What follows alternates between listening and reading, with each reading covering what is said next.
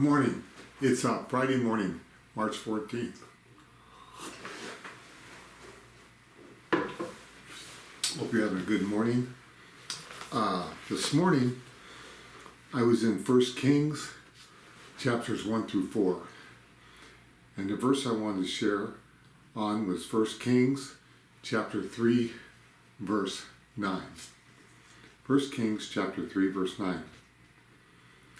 Give your servant, therefore, an understanding mind to govern your people, that I may discern between good and evil. For who is able to govern this, your great people? This is where God's having the conversation with Solomon. First, God raised up Solomon to become king. And then he came to him and he said, What do you want from me? And instead of asking for riches and asking for power, and he said, would you please give me, it says, give your servant, therefore, an understanding mind. He wanted wisdom. He wanted to be able to understand what was right, what was wrong. He wanted to be able to understand what people were doing. He wanted to have discernment. He wanted to be able to understand the heart and the mind of God himself. So he says, give your servant, therefore, an understanding mind to govern your people, that I might be able to discern between good and evil. For who is able to govern this, your great people? And so God gave that to him. He says, hey, you could have asked for wealth and riches and power and stuff, but I will grant this to you. And he was an incredible king. He had tons of wisdom. He gave us incredible writings in the Bible, came out of Solomon, because he asked for the right thing. I want us to look at something here. First, God anointed him and raised him up. And Solomon understood, just because God has raised me up and given me this position, he didn't do it because I'm so smart. He didn't do it because, I'm just so wise.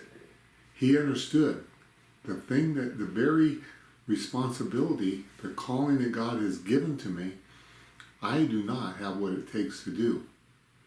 Only God can do that.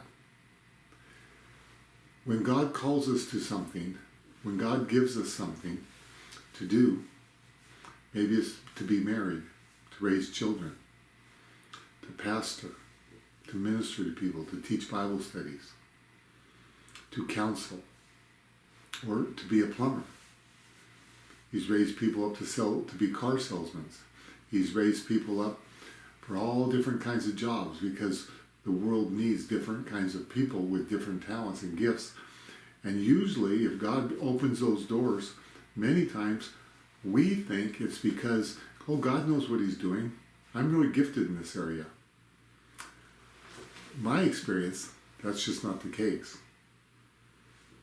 God's raised me up to be a teacher and a counselor and a pastor. I trust God daily for what I need.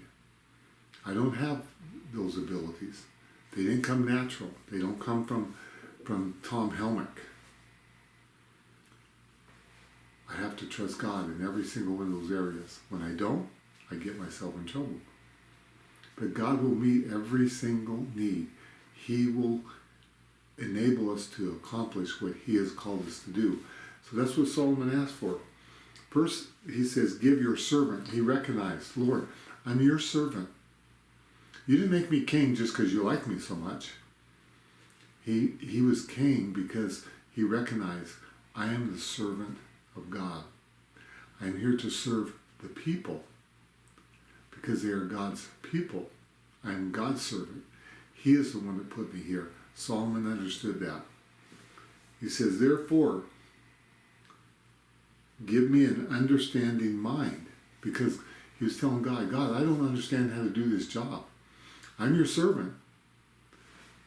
You've called me to be king. But I'm not smart enough. I'm not wise enough. I need the mind of Christ. I need to know what God thinks. I need my heart to be a heart like God's. That's what he's saying here.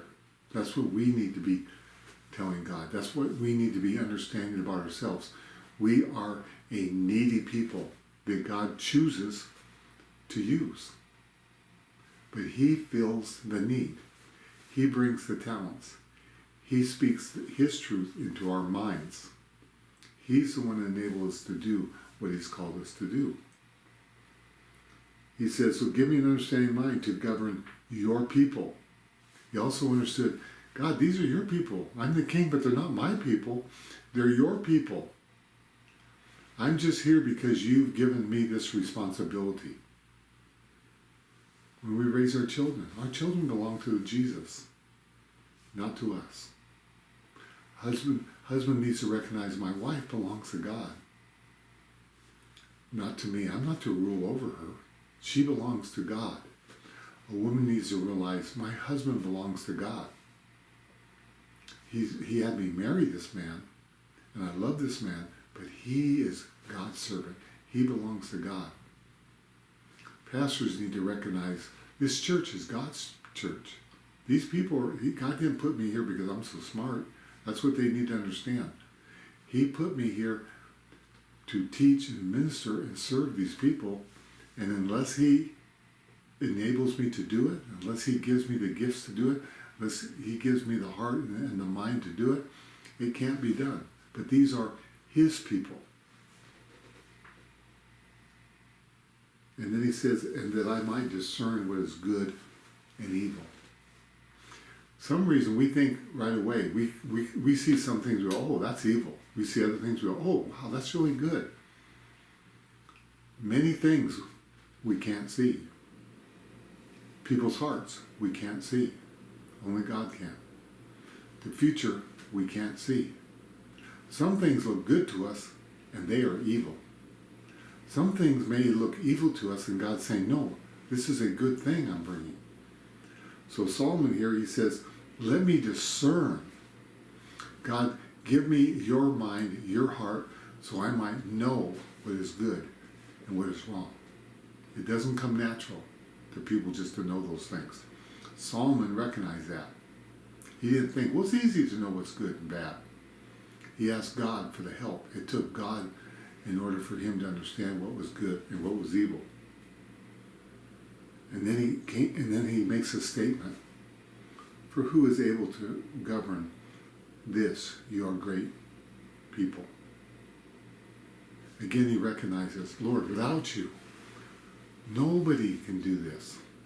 Without you, who can govern not just these people, but your great people? He recognized God, when God calls people to himself, when God gives birth to people, when God brings people together, he sees them as his treasure. Psalm says, who could govern these people? Certainly not man, only God. What God has called us to do, whatever it is in your life, we all have a different calling. We all have different responsibilities. We need to understand, we cannot do what God's called us to do without him doing it in us. We do not have the natural abilities. It's a supernatural thing that comes from God. Thanks for listening to me today.